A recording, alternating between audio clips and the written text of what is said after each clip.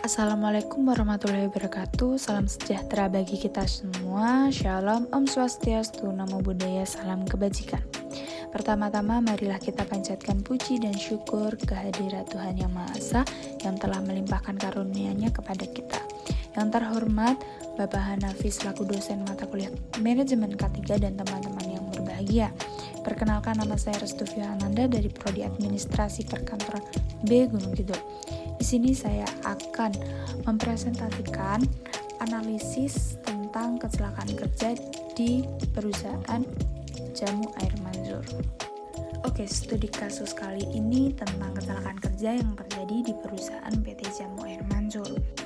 Sekilas info dari perusahaan PT Jamu Air Mansur merupakan perusahaan yang bergerak di bidang manufacturing, khususnya dalam industri jamu.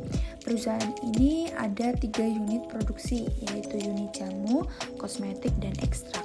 Masing-masing bagian mempunyai potensi terhadap bahaya untuk terjadinya kecelakaan kerja. Secara teknis, proses produksi dimulai dari pemilihan bahan baku, giling, ayak, bahan setengah jadi atau halusan, kemudian ada mesin filling atau pembungkusan, ada packaging, dan yang terakhir adalah pengepakan. Oke, sebelum kita lanjut pada analisisnya, kita harus tahu dulu apa sih pengertian dari kecelakaan kerja.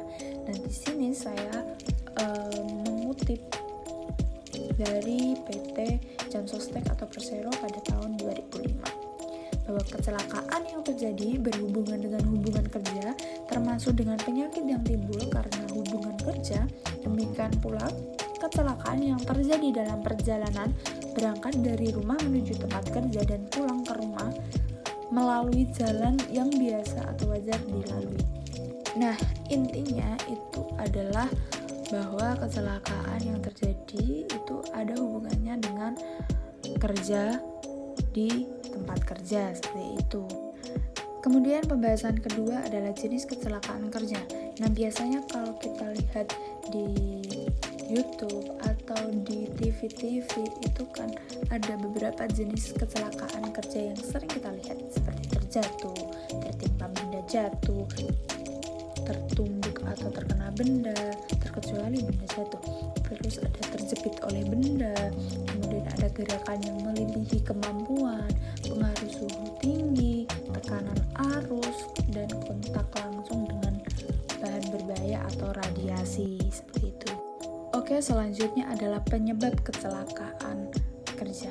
Nah, kecelakaan yang disebabkan oleh pekerja atau keadaan lingkungan kerja pada suatu perusahaan yang tidak tertata atau teratur. Nah, penyebab atau potensi bahaya yang dapat menimbulkan kecelakaan seringkali tidak dihiraukan karena belum merupakan hal yang merugikan perusahaan. Sampai terjadi kecelakaan, barulah perusahaan itu mulai menghiraukannya.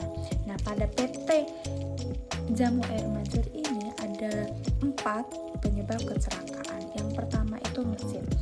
Mesin di sini adalah mesin yang masih berkaitan dengan proses produksi dari PT Jamu Air Mansur tersebut. Kemudian ada alat. Masih sama dengan yang mesin, alat angkutan dan peralatan ini masih berkaitan dengan proses produksi dan ada juga di luar proses produksi. Kemudian ada material dan faktor lingkungan yang masih berkaitan dengan proses produksi maupun di luar proses produksi.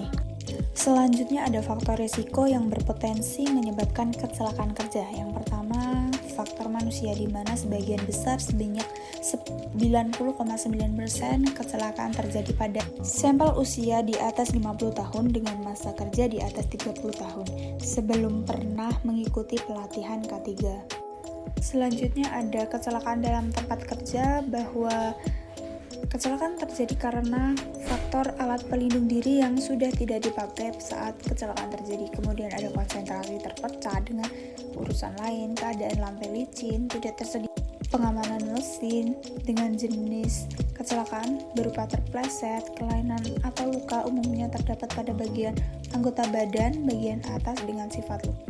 Luka terberat adalah terpotongnya 3 ruas jari.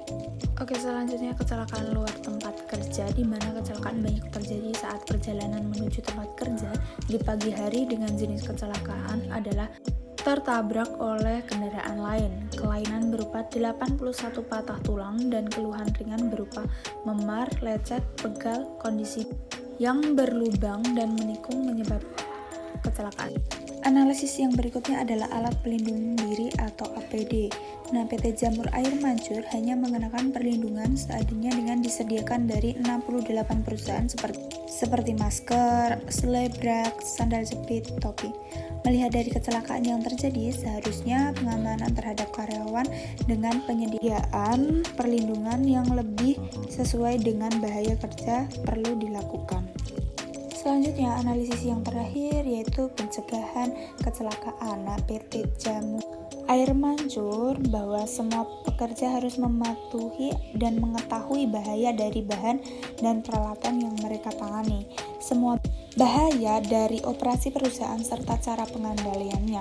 Untuk itu diperlukan pelatihan untuk meningkatkan pengetahuan pekerja mengenai keselamatan dan kesehatan kerja atau dijadikan satu paket dengan pelatihan.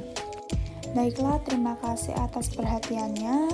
Itu tadi adalah analisis kecelakaan kerja PT Jamur Air Mancur. Apabila ada kesalahan dalam saya menjelaskan ataupun mengucap, saya mohon maaf. Sekian dan terima kasih. Sampai bertemu kembali, teman-teman.